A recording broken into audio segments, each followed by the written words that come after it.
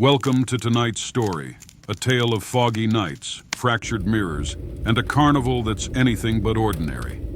Get comfortable, dim the lights, and listen closely. This is the Carnival of Reflections. It was the winter of 1975, and in the sleepy town of Mayfield, not much ever happened, until the carnival arrived. No one had seen it coming. One moment, the edge of town was just a lonely stretch of fog-covered road. And the next, there it was, a carnival from another time. No banners announced it, no radio ads, nothing. It was just there, like it had always been. The lights were dim and faded, the kind you'd expect to see in an old movie, buzzing and flickering under a blanket of thick, rolling fog.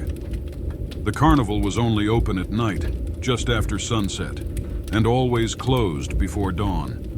That was strange enough to pique the curiosity of three teenagers from town, who decided one evening that this carnival was exactly the adventure they'd been waiting for. Lori was the ringleader, headstrong and curious, with a knack for getting into, and sometimes out of, trouble. Tom was quieter, the rule follower, who kept his hands shoved in his dad's old coat pockets, always looking over his shoulder. And then there was Sam, the joker, who wore his nerves like a mask, hiding them behind jokes and an easy laugh. Together, they were ready to take on anything, or so they thought. As they walked closer, Lori looked up, squinting at the huge, creaky Ferris wheel. It loomed over the tents, its paint faded, its lights blinking in and out, as if remembering their brightness from years ago. The smell of caramel and popcorn drifted through the air, but there was something else. Something metallic, like old wet iron left to rust. The laughter of carnival barkers and crowds came in snippets, as though carried on the wind from somewhere far away. The music was low and crackling, faintly sinister under the night sky. They wandered through the grounds, their footsteps muffled on the fog-dampened earth. There were rides, some moving slowly, though empty, and booths with prizes no one had won. But the funhouse, that's what pulled them in. It was the main attraction, an enormous crooked building made entirely of mirrors that seemed to bend and twist, like they were breathing. Reflections of reflections stared back at them, each one warped, changing with every step. The sign over the doorway read, "Hall of Mirrors," painted in letters that had faded into ghostly outlines. Inside, the world grew quiet. All they could hear was the distant crackle of carnival music, now eerily warped, like it was slowing down or melting. They moved through narrow corridors, the mirrors warping their shapes.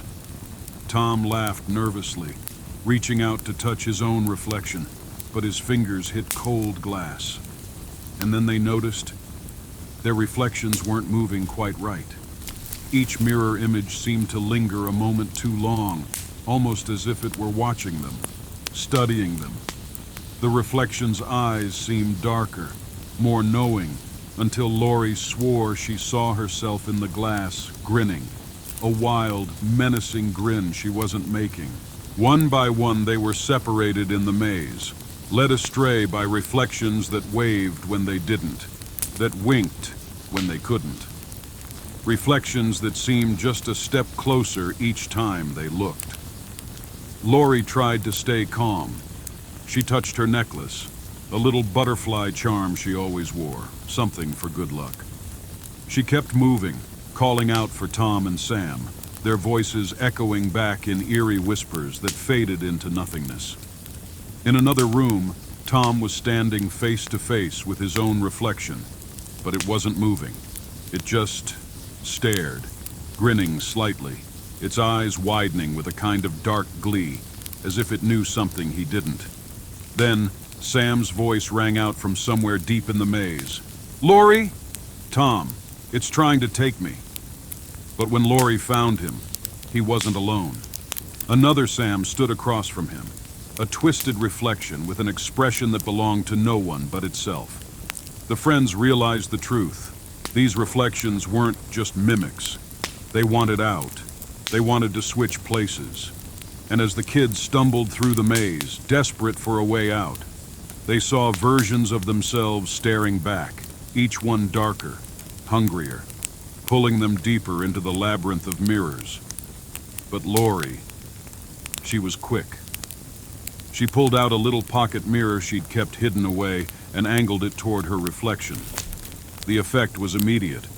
Her twisted double wavered, almost melting into a blur of glass and shadow. With a plan in mind, they started to turn their reflections back on each other. Sam found a can of black spray paint someone had left in a maintenance closet and used it to coat the mirrors one by one, sealing each sinister reflection behind a layer of black. With each mirror they covered, the reflections' expressions grew darker but weaker, until they faded entirely. They staggered out of the funhouse, shivering, barely able to catch their breath. The carnival was silent now. Not a single light flickered. Not a sound echoed. The kids made a silent vow then and there. They would never come back. As they walked away, Lori glanced down at her little pocket mirror, just to be sure. And for a split second, she could have sworn she saw a shadow flickering in the corner. But when she looked again, it was gone. Or so she told herself. Thank you for listening to tonight's tale of mirrors, mysteries, and shadows that almost seem real. Remember, not everything that looks like you truly is you. And if you ever come across a carnival that seems to appear out of nowhere, maybe think twice about stepping inside. Until next time, stay curious and maybe keep a pocket mirror handy, just in case.